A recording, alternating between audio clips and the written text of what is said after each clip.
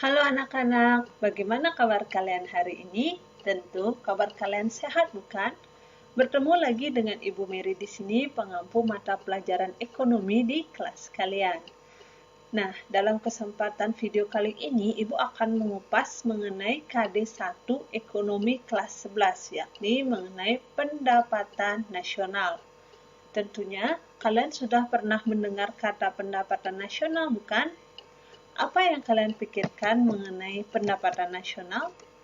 Nah, agar kalian tidak bingung, kali ini Ibu akan mengupas mengenai bagaimana cara menghitung pendapatan nasional maupun komponen apa yang terdapat di dalam pendapatan nasional itu sendiri. Oleh karena itu, Ibu akan bagi materi pendapatan nasional menjadi beberapa subbagian. Yang pertama mengenai konsep pendapatan nasional, kemudian menghitung pendapatan nasional, serta pendapatan per kapita dan distribusi pendapatan nasional. Dalam video kali ini, Ibu akan menjelaskan mengenai dua materi, yakni konsep pendapatan nasional serta perhitungan pendapatan nasional. Baiklah, tidak berlama-lama, mari kita bahas yang pertama terlebih dahulu, yakni mengenai konsep pendapatan nasional. Apa itu sebenarnya pendapatan nasional? Nah, anak-anak, pendapatan nasional tersebut adalah keseluruhan jumlah pendapatan yang diperoleh oleh semua masyarakat di suatu negara dalam suatu periode waktu tertentu. Nah, ada beberapa faktor yang mempengaruhi daripada pendapatan nasional. Yang pertama yaitu keseluruhan permintaan dan penawaran. Permintaan dan penawaran yang dimaksud di sini adalah permintaan dan penawaran agregat. Artinya, jika permintaan agregat itu merupakan daftar dari keseluruhan barang dengan berbagai tingkat yang akan dibeli oleh berbagai sektor ekonomi. Ingat, barang tersebut diminta oleh berbagai sektor ekonomi.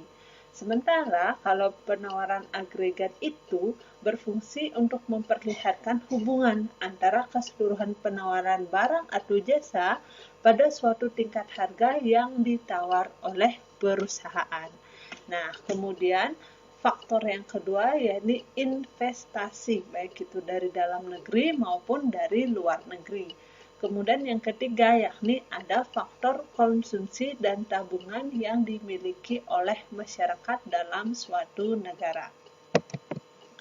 Adapun manfaat daripada pendapatan nasional anak-anak di sini Ibu uraikan menjadi 6 manfaat. Yang pertama yakni membandingkan kemajuan perekonomian negara dari waktu ke waktu. Ingat, setiap tahun pendapatan nasional akan dihitung atau didata oleh Badan Pusat Statistik. Jadi terdata dari beberapa tahun yang dapat diperbandingkan. Kemudian yang kedua, menilai kinerja ekonomi suatu bangsa, karena salah satu indikatornya adalah pendapatan nasional. Kemudian yang ketiga, sebagai pedoman merumuskan kebijakan. Hal ini akan berkaitan dengan penelaahan susunan atau struktur perekonomian. Apakah bangsa Indonesia ini atau negara Indonesia ini termasuk sebagai negara agraris ataukah industri dan lainnya. Kemudian yang maksud Ibu yang kelima, yakni membandingkan perekonomian antar daerah atau negara. Jadi Indonesia dapat dibandingkan dengan Malaysia atau Singapura, tetapi dapat juga membandingkan antar daerah, yakni misalnya Bali dengan Jawa atau Lombok dan lain sebagainya. Nah, yang terakhir yakni mengetahui pertumbuhan ekonomi dan pendapatan per kapita. Materi ini akan Ibu bahas di materi atau video selanjutnya. Baiklah anak-anak, Ibu akan lanjutkan ke materi selanjutnya, yakni komponen pendapatan nasional. Materi ini sangat sering keluar pada saat ujian masuk perguruan tinggi. Jadi Ibu harapkan kalian menggarisbawahi atau mencatat dan mengingat materi ini dengan baik. Ada beberapa komponen daripada pendapatan nasional. Kita mulai yang pertama, itu ada yang dimaksud dengan PDB atau Produk Domestik Bruto. Sering disebut juga dengan GDP atau Gross Domestic Product. Nah, GDP ini adalah nilai barang atau jasa suatu negara yang dihasilkan oleh faktor produksi, baik itu milik warga negara nasional maupun warga negara asing yang tinggal di negara tersebut dalam kurun waktu tertentu. Ingat anak-anak, GDP ini komponennya adalah warga negara nasional, artinya warga negara itu sendiri, dan warga negara asing yang bertempat tinggal di negara itu dalam kurun waktu tertentu. Nah, kemudian komponen yang kedua ada PDB atau Produk Nasional Bruto, atau sering disebut dengan juga GNP atau Gross National Product. Nah, kalau GNP ini adalah menjumlahkan nilai barang yang dihasilkan oleh faktor produksi milik negara tersebut tanpa memandang warga negara asing yang ada di negara tersebut. Nah, di sini berarti penghitungan PNB atau Produk Nasional Bruto adalah warga negara dari negara tersebut, baik yang bekerja di negara tersebut ataupun yang bekerja di luar negeri. Nah, karena warga negara asing yang terdapat negara tersebut tidak dilakukan atau tidak diinput dalam perhitungan PNB, maka rumus untuk mencari PNB adalah PDP atau GDP ditambah dengan produksi faktor luar negeri dikurangi dengan produksi faktor dalam negeri. Nah, ini berarti WNA yang bekerja di dalam negeri dikurangi dengan WNI yang bekerja di luar negeri. Kemudian yang ketiga ada disebut dengan NNP atau Net National Product.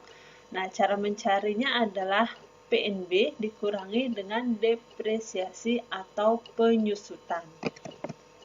Nah, untuk selanjutnya ada yang disebut dengan NNI atau Net National Income. Cara untuk mencarinya adalah NNP dikurangi pajak tidak langsung ditambah subsidi dari pemerintah. Nah, kemudian ada yang disebut dengan PI atau Personal Income. Cara mencarinya adalah NNI ditambah transfer payment dikurangi akumulasi penjumlahan dari laba ditahan, iuran asuransi, pajak restoran, dan iuran jaminan sosial. Nah, komponen yang terakhir dari pendapatan nasional itu adalah DI atau Disposable Income. Nah, disposable income ini dicari dari personal income dikurangi dengan pajak langsung. Nah, anak-anak, agar kalian tidak bingung, di sini Ibu akan mencontohkan salah satu soal, yakni soal untuk mencari DI atau disposable income. Dari data tahun 2020,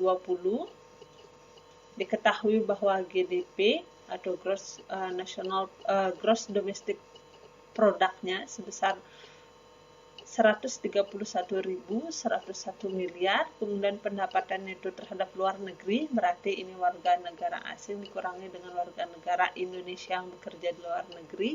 Kalau kita contohkan Indonesia sebesar 4.955 miliar, kemudian ada indirect tax, artinya pajak tidak langsung, depresiasi, kemudian laba iuran asuransi maksud Ibu, kemudian laba ditahan, ada transfer payment dan direct tax atau pajak langsung. Ingat, dalam soal ini yang diminta untuk mencari adalah disposable income. Kita cek untuk rumus mencari disposable income-nya adalah personal income dikurangi pajak langsung atau direct tax. Tetapi personal income-nya masih belum diketahui. Yang diketahui adalah gross domestic product. Sehingga kita langkah yang pertama adalah cari dulu personal income. Didapat dari rumus NNI tambah transfer payment dikurangi akumulasi dari laba ditahan, asuransi, pajak perseroan, dan iuran jaminan sosial. Nah, karena NNI masih belum diketahui, maka kita cari dulu NNI atau Net National Income. Caranya adalah Net National Product dikurangi pajak tidak langsung atau indirect tax ditambah dengan subsidi. Nah, dalam data juga belum diketahui jumlah dari NNP, maka untuk selanjutnya kita harus cari langkah yang ketiga, yakni mencari NNP.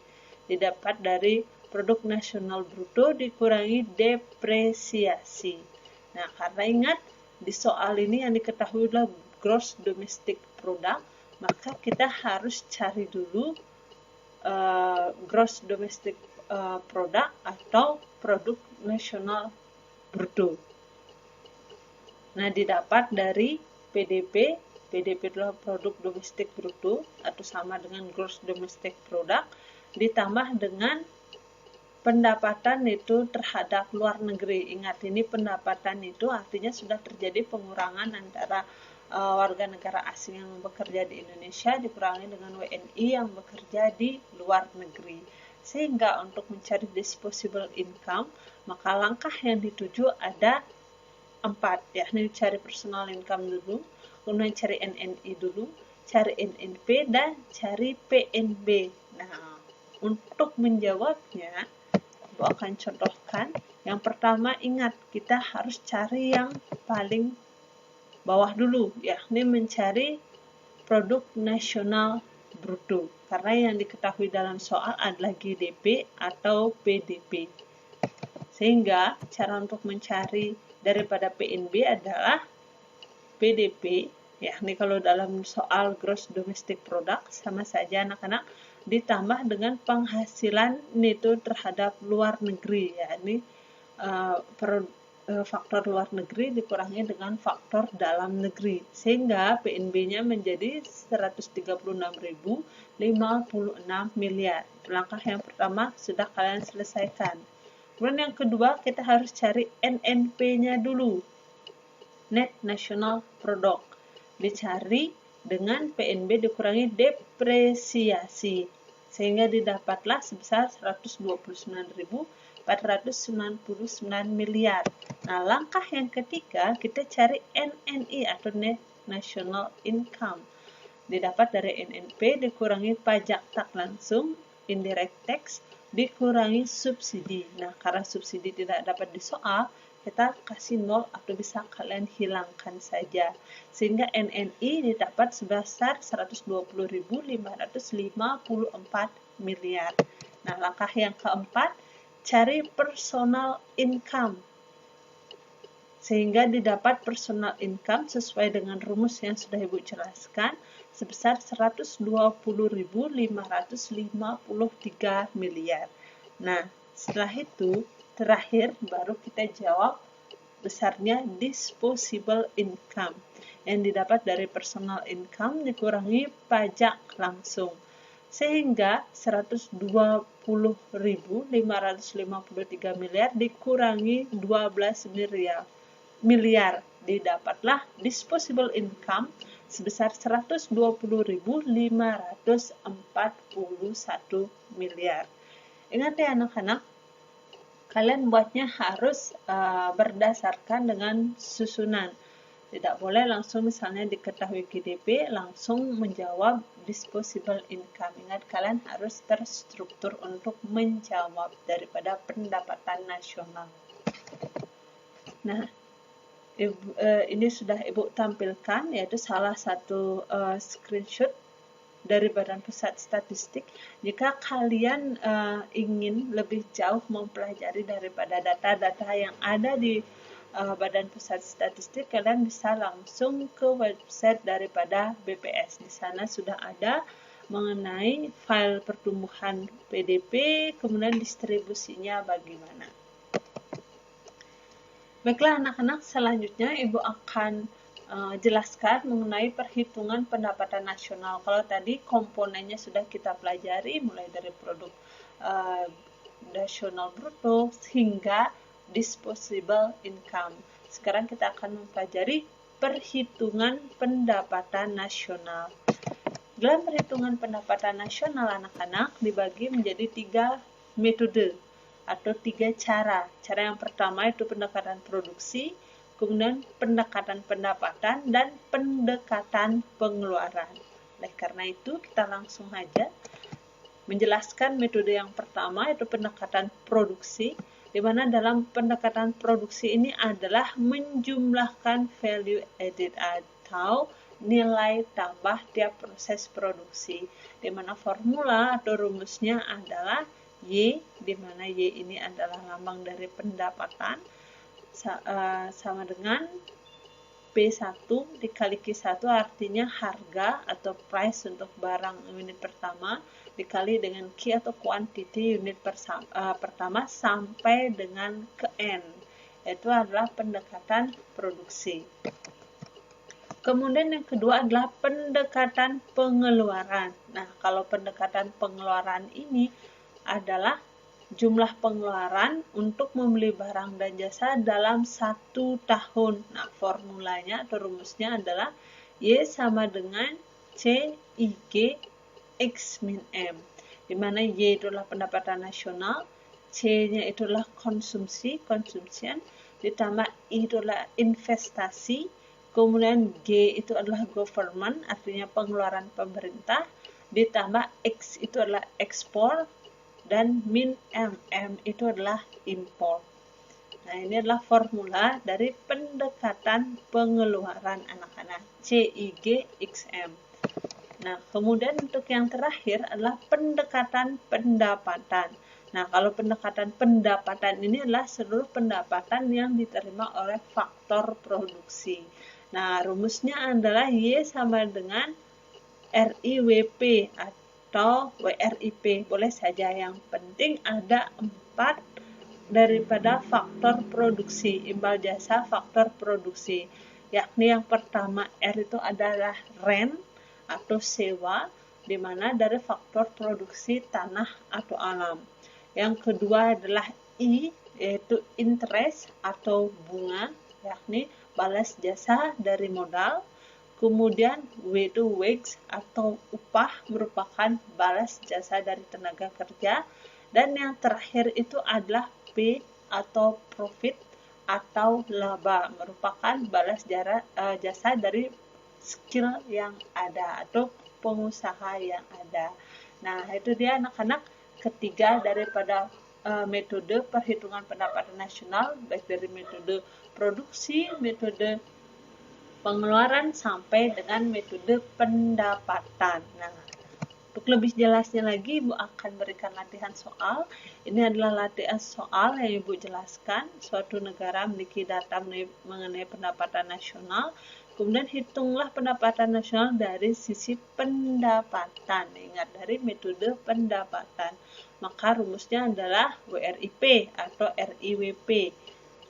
Nah, yang pertama R itu adalah rent atau sewa sebesar 800, kemudian I itu adalah bunga, interest sebesar 400, kemudian W itu adalah wage, ingat, upah sebesar 1000, dan P itu adalah profit atau laba. Nah, sehingga didapatlah pendapatan nasional dari pendekatan pendapatan sebesar 2.600 miliar rupiah. Nah, ingat, karena ini metode pendapatan, maka konsumsi dan investasi tidak dilakukan dalam perhitungan, karena konsumsi dan investasi merupakan bagian atau komponen dari perhitungan pendapatan nasional dari segi pengeluaran atau dari metode pengeluaran. Baik anak-anak, itu adalah penjelasan materi dari Ibu. Untuk selanjutnya, dari setiap sesi Ibu akan berikan landak atau latihan mendadak kepada kalian. Untuk kali ini akan ada 2 landak yang mewakili masing-masing dari komponen pendapatan nasional dan ada komponen dari perhitungan pendapatan nasional. Silahkan kalian jawab dan sesuai dengan instruksi yang ada di Google Classroom kalian masing-masing. Ini adalah soalnya anak-anak. Dan untuk berikutnya kita akan menjelaskan mengenai pendapatan per kapita dan distribusi pendapatan. Baik anak-anak, demikianlah pemaparan materi dari Ibu. Jaga kesehatan kalian selalu, ingat protokol kesehatan, dan sampai ketemu di video berikutnya dalam pendapatan per kapita dan distribusi pendapatan. Terima kasih.